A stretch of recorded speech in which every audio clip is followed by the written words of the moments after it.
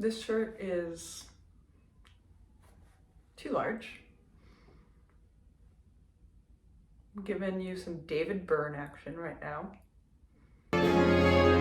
Bibliosophie.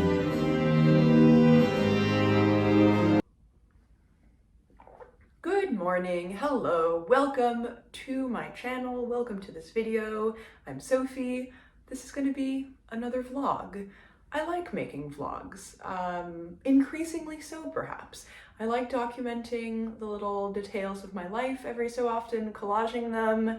It makes me kind of enjoy the little things that happen in my New York existence, and I like the format for when I'm talking about various books as well. I feel like it kind of centers me, forces me to focus on just one or two books at a time, and you might know that I have a really hard time just focusing on a book or even a couple of books at once.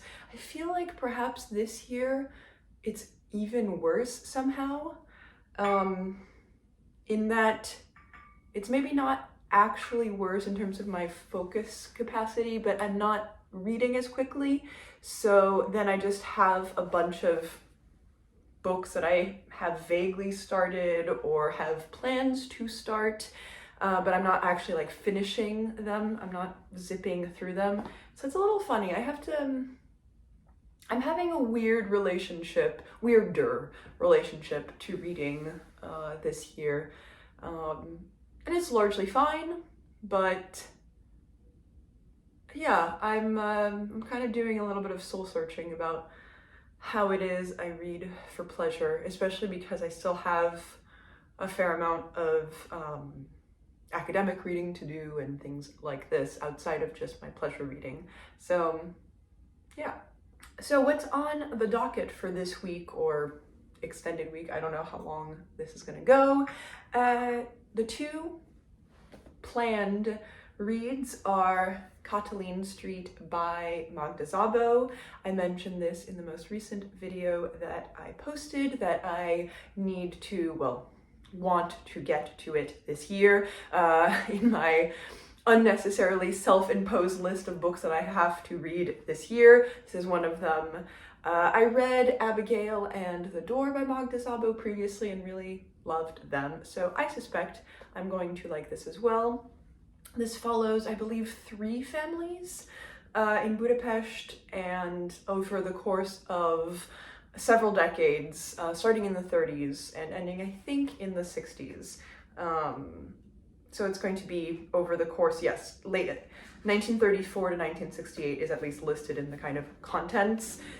So it's about time and place, and it is obviously about very, very movemented, to say the least, decades in European history and Hungarian history. So how various family members interact with one another, I think, in a specific street, and what happens to them. I'm not sure. I have read 10 pages so far. I started it very, very, very vaguely on Sunday, just read a few pages while having a coffee before my church gig.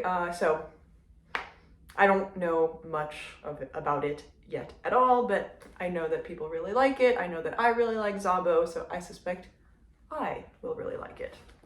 The other book on the docket is Optic Nerve by María Gainza.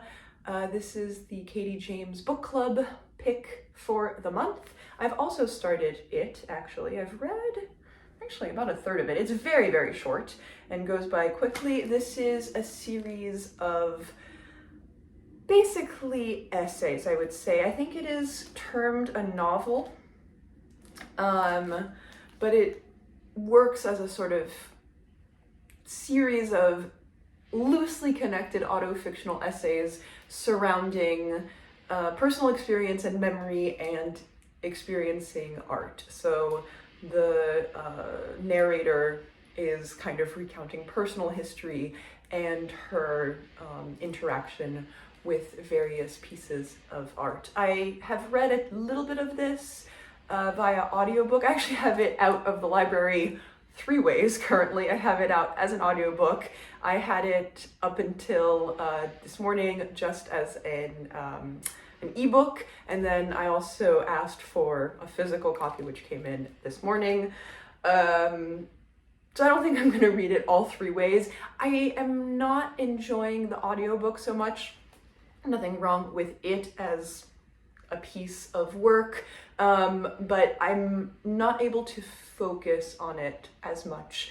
And I don't know if it's me, if it's the book, but you know, there are certain books that do or do not work as audiobooks for certain people. And this one I think I have to read as words on a page, whether that is ebook or I think now that I have the physical copy, I'll probably just be toting this around. Now I'm gonna go learn a bunch of music. Okay, I have changed my outfit approximately 1 million times today. It is currently noon 30. Every single iteration of my outfit has been boring, but this is what we're just gonna settle on. It's also very cold. I don't know. I'm in a mood today, apparently.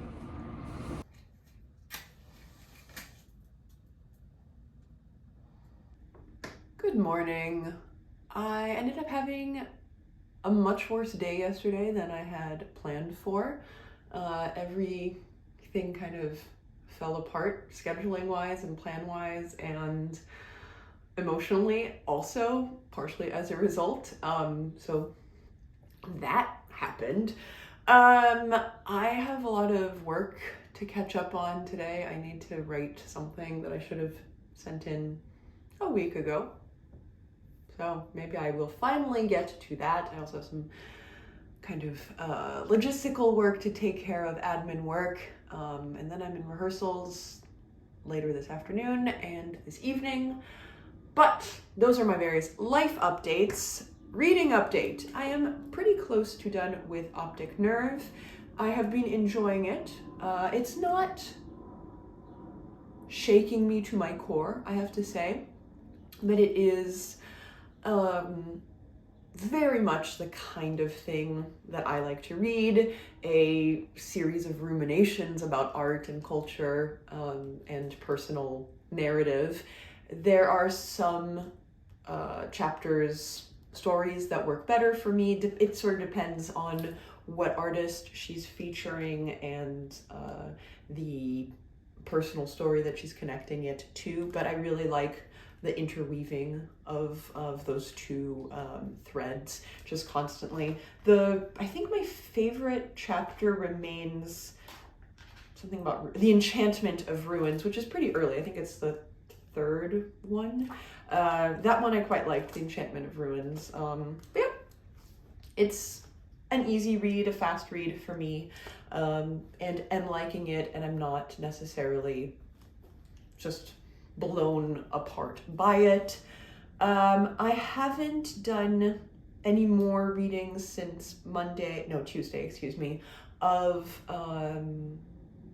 Catalin Street, but it, I think, is going to be maybe one of my favorite books of the year, potentially. I'm still only 40 pages or so into it, but yeah, it's starting to really get to me.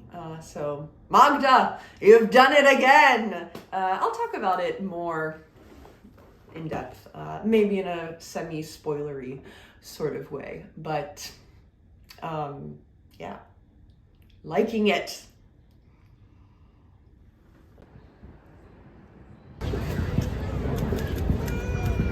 Okay, I know I said I had a bunch of work to do today, but did I do it? No. Birds? She was off. Oh. I'm pro-bird. I like pigeons.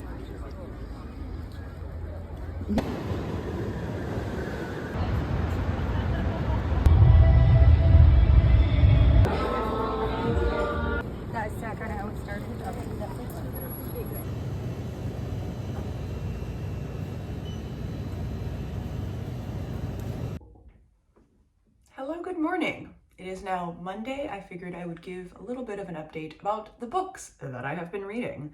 I had the vague plan to do so yesterday, I got home in the evening from various performances and I was just dead. Sorry, there's various apartment building noises going on around me.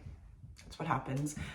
So anyway, I was really not feeling the courage to talk about books last night, and therefore I'm doing it in a somewhat more, I hope, refreshed way this morning.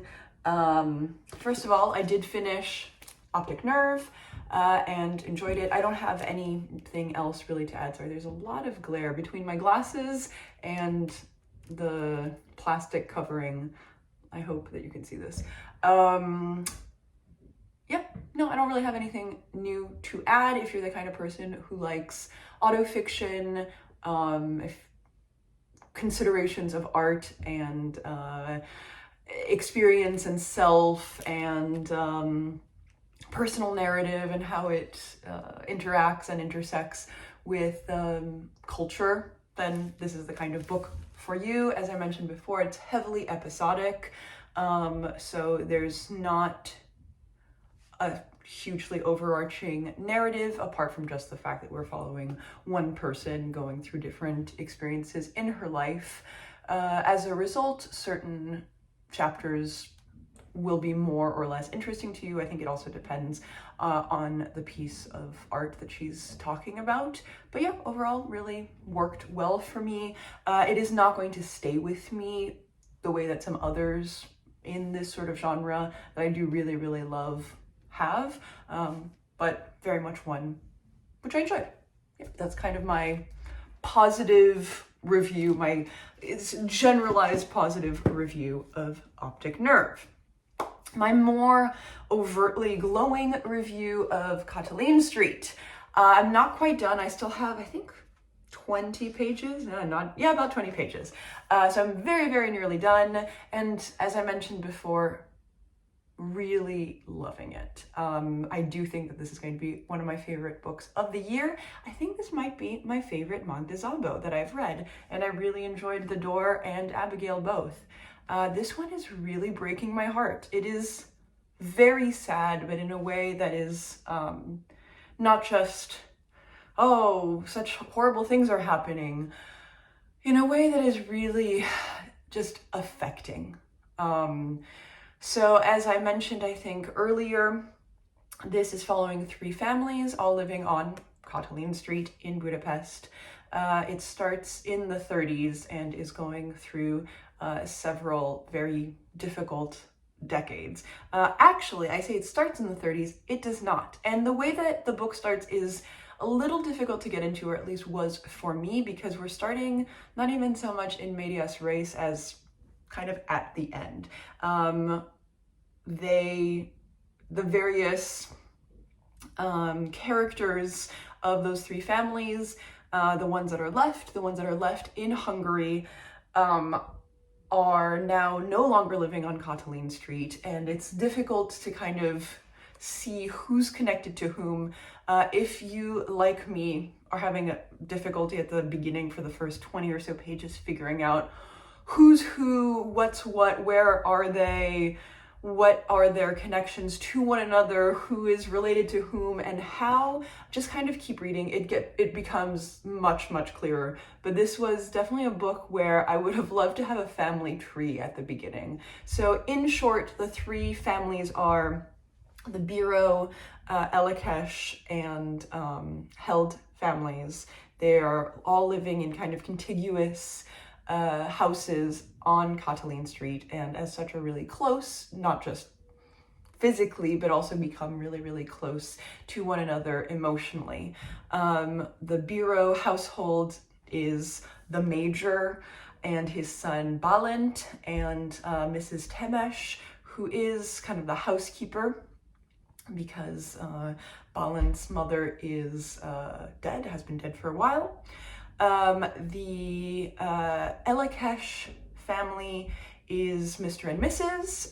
He is a school principal, very orderly, very principled, PLE, and kind of upstanding, upright. His wife is kind of chaotic. They have two daughters, Irene, who takes after her father, and Blanca, who is maybe taking after her mother, but certainly also very much a force of chaos throughout the book, actually.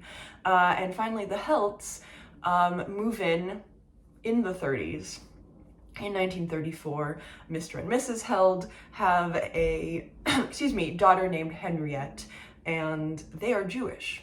Editing Sophie here to tell you that I do go into some plot details of the Magda Szabó, so if you don't want to know anything about what happens, you can skip ahead to when I'm holding up my next book. I'm holding up Catalin Street and then I'm holding up a different book, so you can just move ahead, it'll be pretty clear.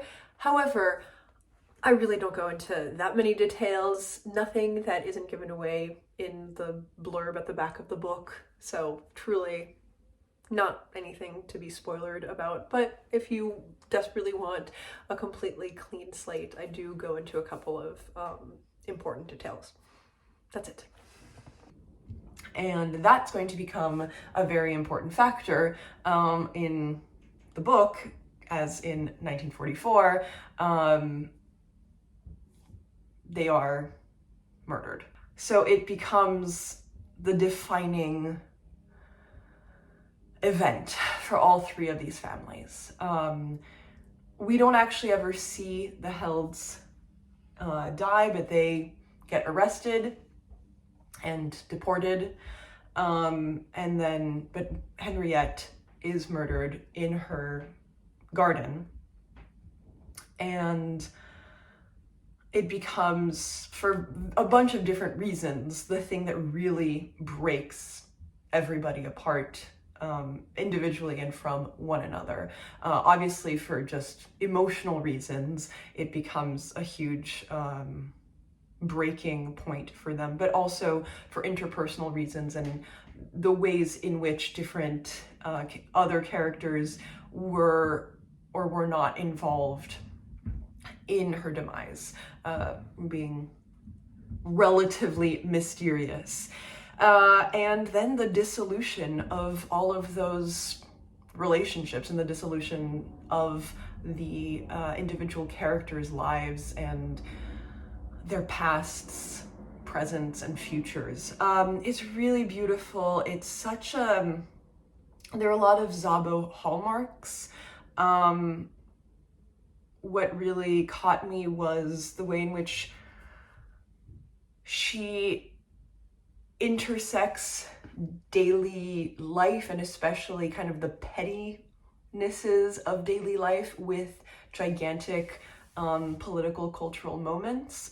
This was very much a theme in Abigail, and so especially childhood, the way that the kind of small aspects of daily life in childhood interact with much more monumental global affairs is definitely a theme in this, and the kind of petty interpersonal where with the larger political interpersonal.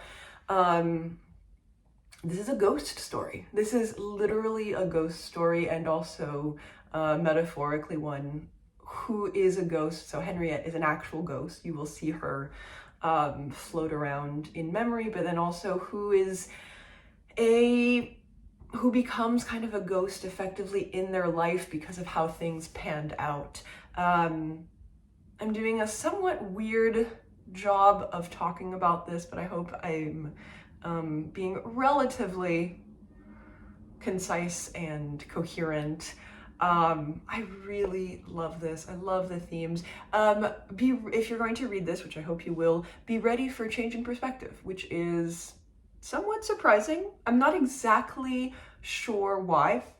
It doesn't bother me at all, but it is mostly in third person and following kind of from the perspective, or following mostly a couple of different stories, but especially Henriette. We're kind of in third person in her mind, but then we're also in first person in Irene's mind, which I suspect is kind of the Szabó character. I think I have no proof of this. I should look into it, but it makes me wonder if Magda Szabó is sort of writing herself in somewhat in the character of Irene. Finally, a few more things that are currently in the mix and or on my near horizon.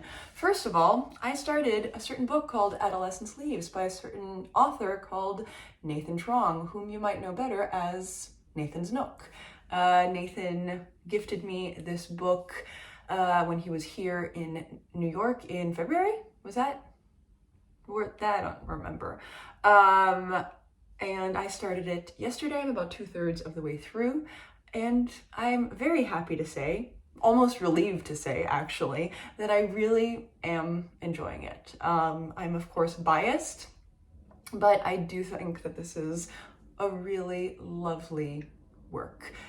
He calls it a novella. I would have called it a series of a collection of poetry. However you want to think of it, it definitely has an overarching theme and kind of story, so why not novella may it be. It is not dissimilar actually to Catalin Street, very much an intersection of time periods of a person's life, the way that kind of future, present, and past all intersect, and through relationships with people, through sense memory, and diving back into memories or forming new ones. I would describe this book as the feeling that you have at like 3 a.m. Where you're neither here nor there, and everything is a little dulled by being tired, maybe you're drunk or taking other drugs, and so everything is a little blurry, but also hyper aware as a result of that, and you're not really in yesterday and you're not yet in tomorrow, and today feels like this, it's coming at you in this weird series of ways. I think this is what this book is. It has some really beautiful language, and yeah, I'm very happy to say that I'm enjoying it. So I'll finish it probably today or in the next couple of days. But yeah, I'll link to Nathan's video also about his book. Meanwhile, I also have started A Horse at Night on Writing by Amina Cain. I couldn't sleep the other night, and this seemed like the right thing for me. I read about half of it. It is both very short and also a very fast read. I read Indelicacy at the end of last year and enjoyed the writing of it actually, but not really so much as a book. It didn't quite work for me. I'm enjoying this a lot more, as I sort of figured I would. I've been meaning to get to this. It's been making the rounds. And this is Cain's analysis of a bunch of writers' relationships to writing and her own relationship to their writing. So, I mean, this is my kind of book. I'll talk about it maybe a little bit more in the future before I wrap up this vlog, I guess. I don't know. Who can say?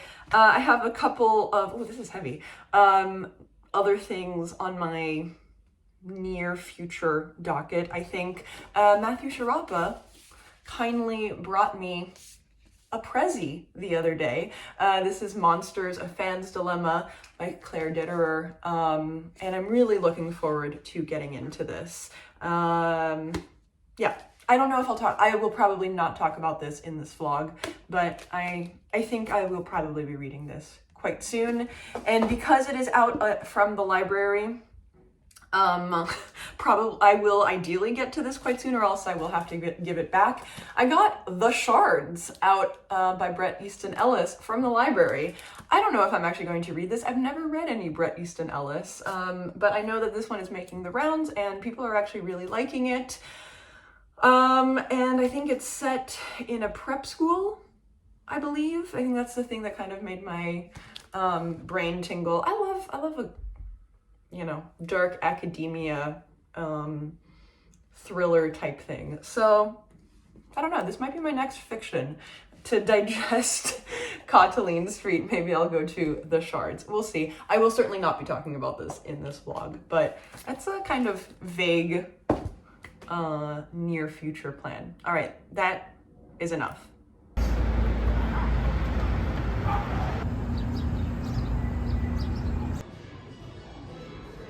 I was going to give an update about the things which I finished, but I'm kind of pensive about it. I finished Catalin Street, and I don't think I have really any more to add, at least in the sort of short form format of this vlog. I'll say it one last time. I really loved it. I was just rereading the last section, which I think is partially what's made me so pensive right now. It's very much a story about scarring and the people who are the scars in our lives, both living and dead, about haunting and the vision of the afterlife, whatever that means, that it has, is one that's really beautiful, surreal, horrifying. By afterlife, I really mean not just the afterlife for the dead, but also the afterlife for the living. There is really a sense in which the living characters who once inhabited Catalin Street are also in their own afterlives, and kind of floating around, trying to deal with themselves and each other. In short, it was great. I also finished Adolescence Leaves and continued to really enjoy it. An overarching, I've said overarching theme a lot in this video. Apparently that's my buzzword, my buzz phrase for this week.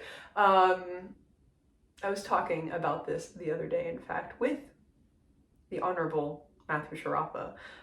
Those kind of words and phrases that just become ingrained in your conversation, in your thought process for a given time. And so you just kind of keep reusing them over and over and over again. So overarching theme, I've heard myself say, at least in a couple of different video segments, filming in the past week, but I guess that's a bug in my ear right now. Between the books that I've been reading, contemplation of time and place is really, really a strong, just poignant, indelible theme, and kind of out of placeness, in betweenness, to use an overused word, liminality, and the connection to people, time, and place that kind of both grounds us and then unsettles us once those connections are either severed or shifted in some capacity. So it's been interesting to think about that in basically everything I've been reading, certainly in Adolescence Leaves, certainly in Catalin Street, and also in Optic Nerve. Really kind of figures and totems of memory being analyzed and dissected. I'm not quite done with Amina Cain, very close to done. I will probably finish today if I'm carrying around this book, and still really, really enjoying it. Like with so many other books of this kind, it just makes me want to read every other book that's ever been written, which I love. I mean, it's a sort of greedy, wonderful place to be, kind of panic-inducing, because you realize that you can't possibly read all the books that you want to read before your own demise, and that's sad and wonderful. There will just always be more fantastic writing out there, so it's it kind of sets off a certain mania in my brain. And I started the Shards yesterday. I was feeling extremely low yesterday afternoon, and it was kind of nice to dip into a thriller. So I'll probably continue reading that as well on my commute today.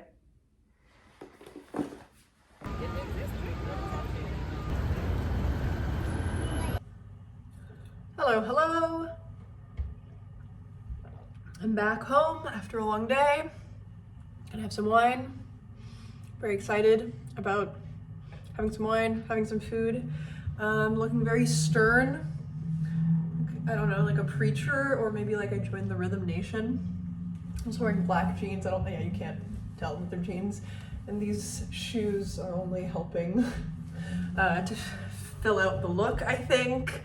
I got some book mail that I started opening. It is, the Clarice Lispector Biography by Moser. So I'll read this at some point this year. Oh, and I'm getting a call. This is the beginning of it. And it consists mountains. Those are just ladies. Yeah. Just a kind of ladies. Just ladies.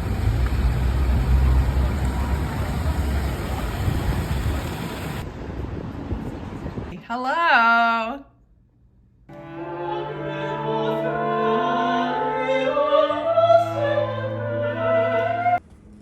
Hi friends. I'm going to wrap up this vlog, I think. I just got back from singing another concert. Not one, but two of my ensemble mates made brownies. So that was truly a blessing because I'm in a sort of moody mood today. I've been in a lot of moody moods recently. I'm gonna have some mushroom pasta. I got some more book mail. I just opened up 50 Sounds by Barton. I've talked about this before in other videos, I think. I've started it, but I never finished it when I headed out from the library, so I figured, why not? Purchase it. It's about translation and language, and if you know me, you know I love that kind of thing.